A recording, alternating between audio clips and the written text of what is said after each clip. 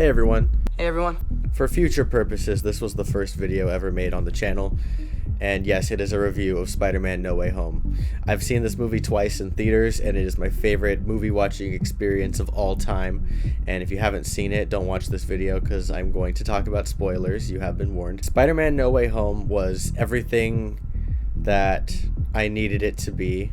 As a conclusion to Tom Holland's story as an Avenger and transition into him as just Spider-Man, I think it is perfect.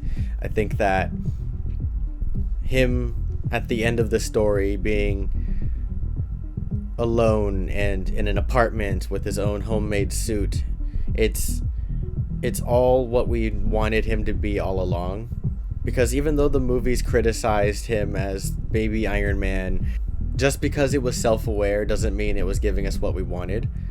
However, in Homecoming, he does do a little bit of proving he's Spider-Man with or without the suit, but the Iron Spider was just too much in Infinity War, Endgame, and Far From Home, and even a little bit in this movie, and it's nice to see him just be Spider-Man. Now, to talk about the characters in this movie,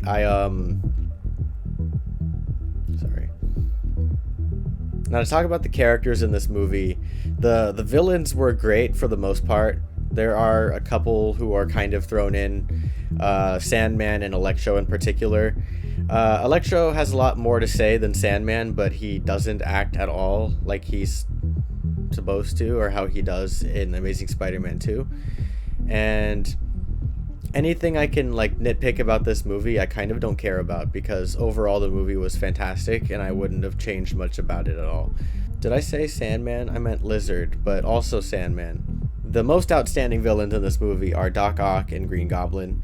Mostly Green Goblin, which I'll get into in a bit, but Doc Ock, he was a little weird at first. I was super happy to see him, but it seemed like his lines were recorded just separately from the shooting of the film, so he was just kind of talking to nobody. And then they threw in that really fan servicey line from Spider-Man 2, which again, I don't care, even though they said it twice in the movie. The power of the sun in the palm of my hand. And maybe I need to rewatch Spider-Man 2. Maybe he always talked like that, but I don't recall. Now, Norman is just absolutely perfect. Just the fragile Norman Osborn and the intimidating Goblin underneath. He escalated to the top of my list of villains very, very easily. And I always really liked him in Spider-Man 1, but I feel like they somehow did even better with this one. Just the way he was laughing at Peter as he was getting punched in the face, and then continues to slam him through multiple stories of the building before killing Aunt May.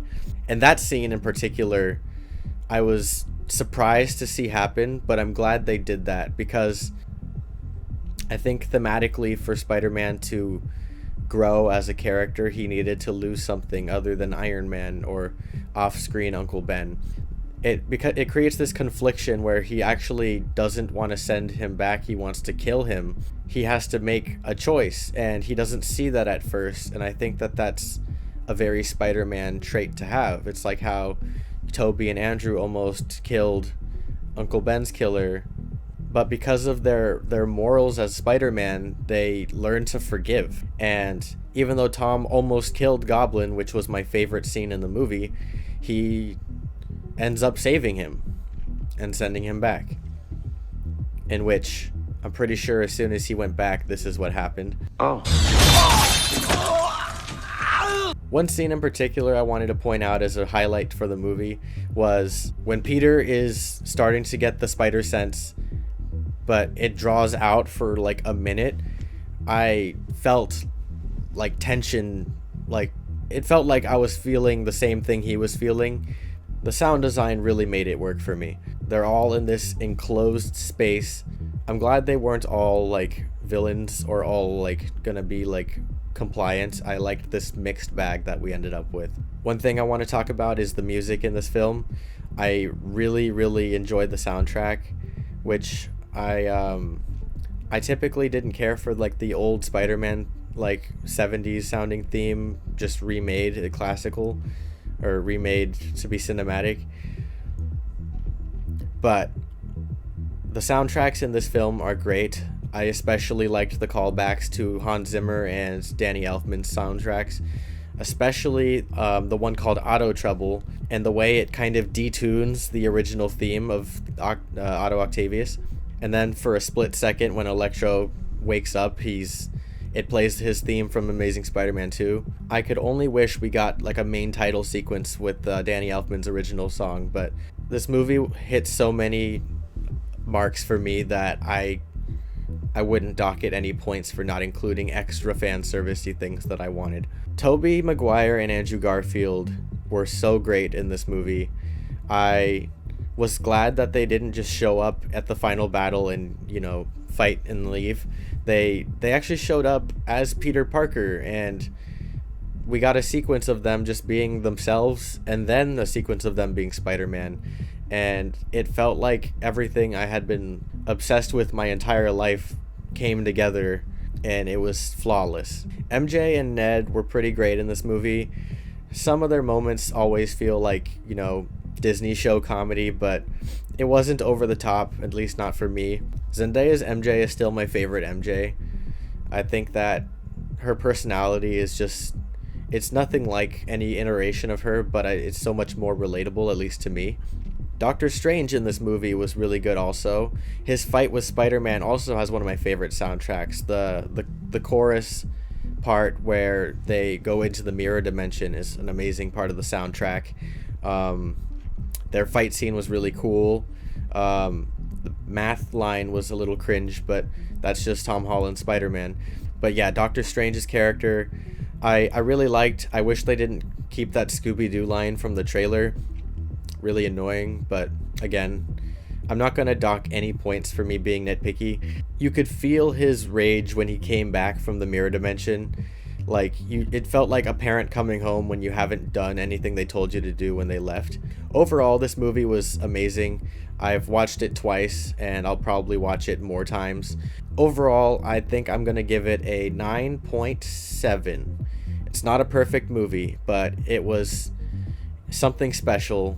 For how much pressure was on John Watts for making this movie, I am glad it wasn't a Star Wars Episode 9.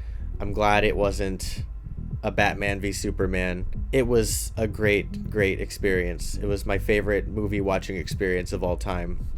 And I look forward to future Spider-Man products, and I hope they make an Amazing Spider-Man 3. I will talk about the end credits. I don't like it. Venom was not really Venom. He was just Eddie Brock at a bar. At least it leaves a future possibility of Venom in the MCU.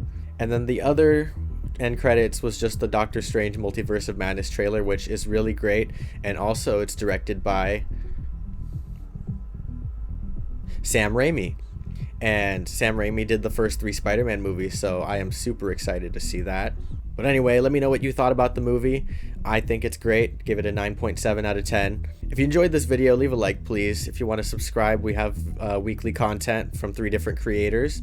If you want to chat with any of us, join our Discord server.